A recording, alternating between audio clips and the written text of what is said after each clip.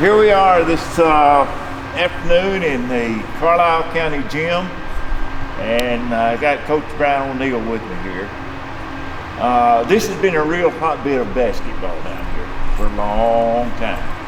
And I know you've been doing this for a long time down there. How long have you been coaching down there? This is my 29th year as the head coach here at Carlisle. Isn't that the longest term that anybody's had at one school? Probably in the first region. Yeah, in the first region. I was thinking so. You had, PRP's coach with the long run there and some other coaches. But yeah, probably in the first region is probably the longest tenured coach that's been around. Right. This means I'm old, Ed.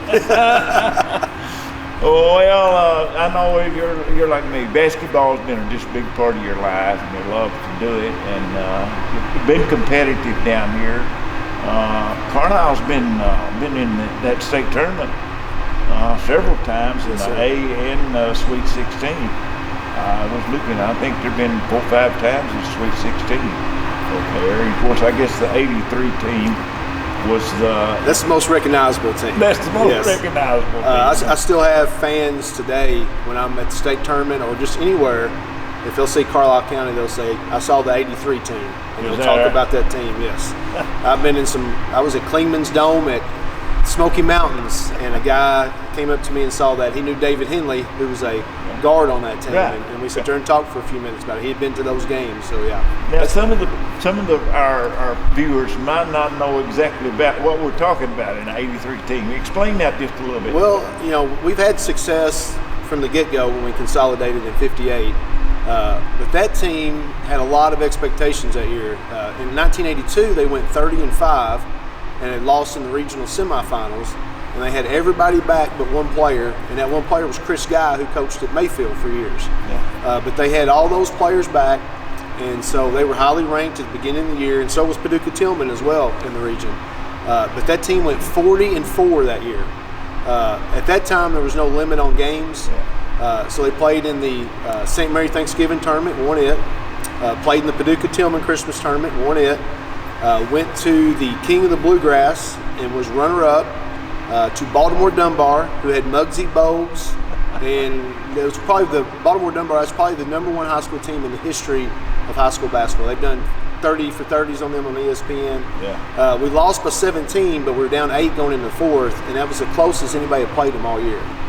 And then that was a loss, and then the 2 other losses in the regular season was at the LIT. That's when the LIT would bring in the best teams across the state along with the teams from Louisville. Mm-hmm. And in the semifinals, we lost to Louisville Male, who had Winston Bennett. And then in the consolation game, Coach Sloan kind of played a lot of subs and they were tired, been playing all these games, and they lost to Louisville Ballard. And then their 4th loss was in the state championship game, which they lost in triple overtime, 35-33.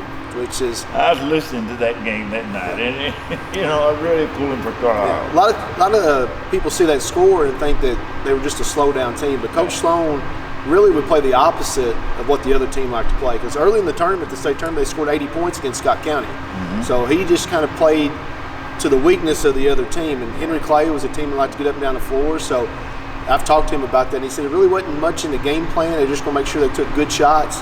And then it just came a grinded out game. And we had chances to win from into regulation, into the first overtime, and into the second. And then they had a tip in at the buzzer to win in triple overtime. Well, that was a low-scoring game, but that's not the lowest score that has ever been in Carlisle County. The Bardwell Indians, yes. Yeah, it was the Bardwell team. Yeah, they won 6-5 in the regional semis against Paducah Tillman. Hoskins dribbled out the game pretty much, and it went down to the wire, and 6-5. Most people don't believe that score. And that's when teams were scoring lots of points in the region. Yes, that was just the strategy they thought they needed to do to win that game. Right, yeah, and it worked out good for them. Yeah. Well, that's like I said, it's been a hotbed of basketball down here. I was on a team that played Bardwell in 1956. In 55 at Benton, we had a pretty good team. And Bardwell was better, but they came to Benton and we beat them pretty bad.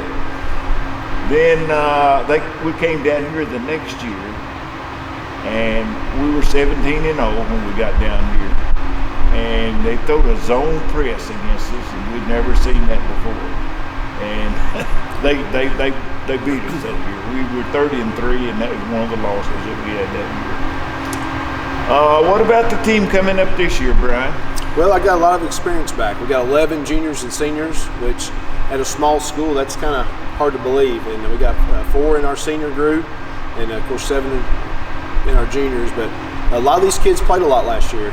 2 of them started, but we have 4 or 5 of them that came off the bench and played a lot of minutes. So probably one of the most experienced teams I've had in a while, and got a good mixture of size and with guards.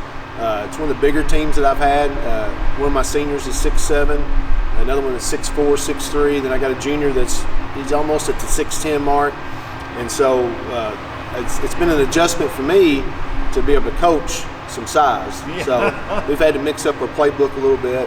And then our 3 junior guards that came off the bench last year, they're ready to step into a starting role. So looking forward to this year, and we have a lot of expectations, and that's good. You want expectations. You rather have a good team coming back than worried about not having a very good team at all. And I think that's why the teams have been good down here. The community has good expectations. They do, and they're very reasonable on the expectations. I was telling you before we got on camera, they're very reasonable on what they think teams can do from year to year.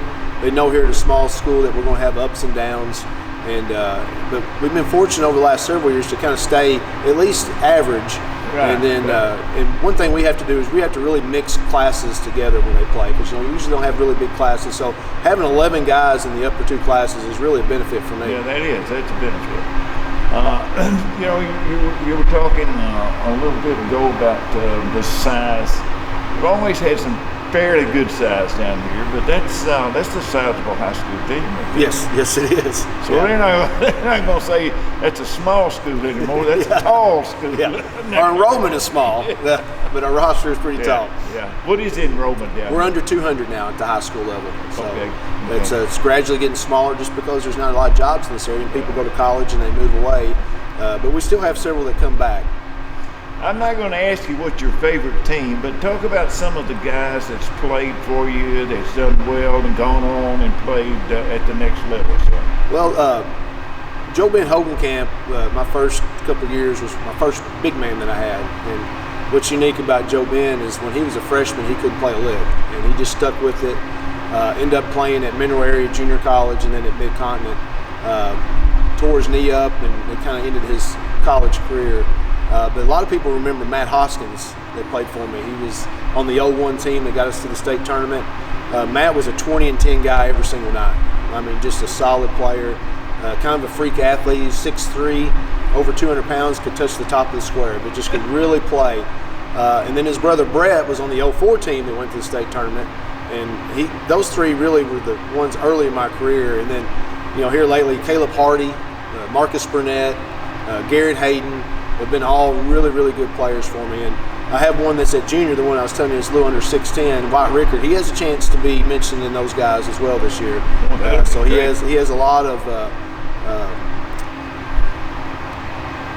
skill. Is unique for a big guy, can step out and shoot the 3, can handle the ball. So he has a huge upside for him.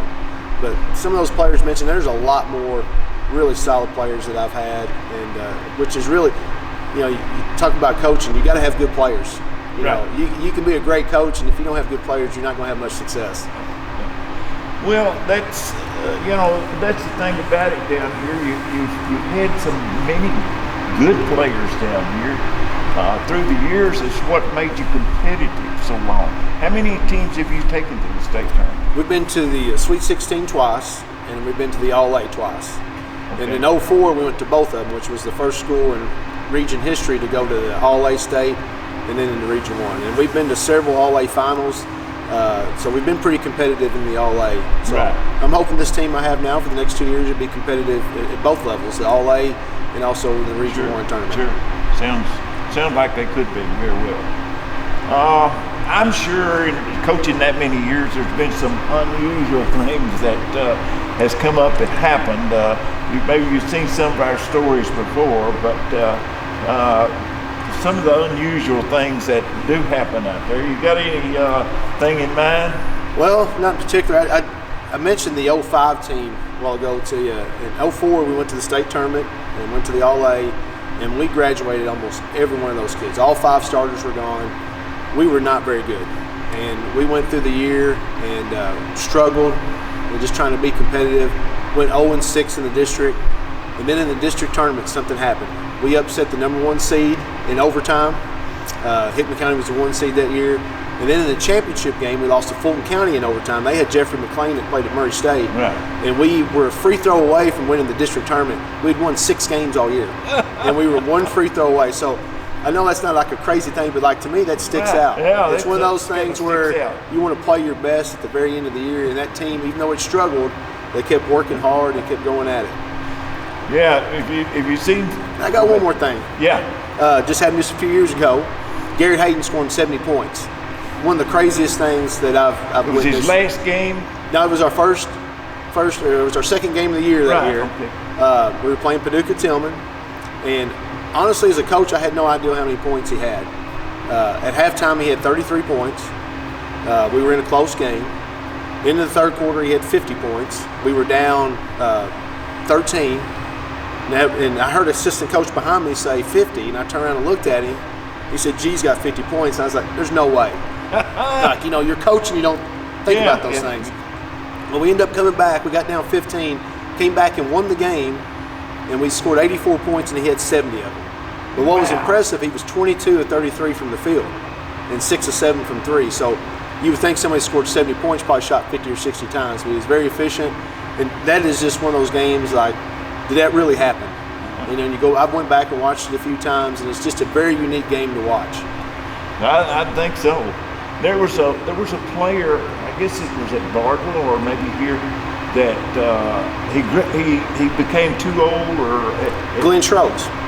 Yes. He scored 70 right back in the 50s, and then he had to quit playing that same year because he hit the age limit. Right. Of course, now you hit that age limit. Once you get into your senior year, you can keep playing through the year. But yeah, Glenn Schroeds had to stop playing. I remember that. Yeah, he was from Bartle. That's who I was thinking about. Yeah. I didn't know that you had another player. Yeah. 70 points. So we've had 2 70-point games in Region 1. Right. One was Bartle and one was from Carlisle County here. Right. Well, there's a lot of unusual things like that come up in coaching. You've seen any of Jimmy? You've seen Jimmy Long's story on here? Yes, I have. Yes. Where he kicked his foot through the storage table, and somebody had to go in there and unzip his boot and get his foot. Nothing that Jimmy Long has done or will do will surprise me. No. He was something else. A good coach. Yeah. Good coach. He really was. Well, we're looking forward to getting this season started. And I'll be watching for this team now. I didn't realize you had this kind of talent coming up. Yeah, we're hoping to have a good year. Yeah. Well, let's see. You are playing Marshall County, is it here? Yes, be at your place, second week of the season. Okay. That's second Tuesday. That'd be great. Well, we're just glad that we got an opportunity to talk to you. You put some of this out here on camera for history of basketball. And that's what we're trying to do, Brian. Yes. We're just trying to preserve all this for future generations. Yeah, we appreciate that you're doing this. I mean, it's something that people can go back, watch, and hear those stories that they may have heard before. Yeah. We talk about Coach Sloan, Hall of Fame coach. I was hoping he could be here today. Yeah. Now, hopefully you can catch him later on. We're going to try to. Yeah. I've been fortunate to play for a lot of good coaches. I had Steve Dreer in high school, who coached at Tillman and Lone Oak, and then Vienna. Of course, Coach Sloan, who coached at several places. Right. In Kentucky High School He's Hall of won Fame. a lot of basketball. Yes, went over 500. Yeah. And then in junior college, I played for Jim Bicey, who was originally from Ballard County, and he's in the Illinois High School Hall of Fame. And then I mentioned Coach Harry Statham at McKendree that I played at, and he's won over 1,100 games, and he's in too many Hall of Fames for me to even remember. He is in several of them. So he's a legend, especially in an NAI level and in Illinois as well. Well, years down the road, your grandkids can look back and see you sitting here talking about basketball, and that'll mean something to them, I think. Basketball's been really good to me. Yeah. And Carlisle County has as well. A lot of my friends to this day are ones I played with in high school, college, and then a lot of coaches as well, and a lot of former players. Right. When I first started coaching, I was 24, so those former players are not much Younger than I am. And when you get 75, they'll say, "Coach, I remember this." Yes. You know. Yeah, I like it when we get together. They have if you hold that title, coach, you'll be doing all right. Yeah, and I know you will. They have a lot of good stories when we get back together. With some of the things that happen. This is really good, and we appreciate you taking time to do this today. And good luck to this coming year. Appreciate it, Ed. Thank you very much.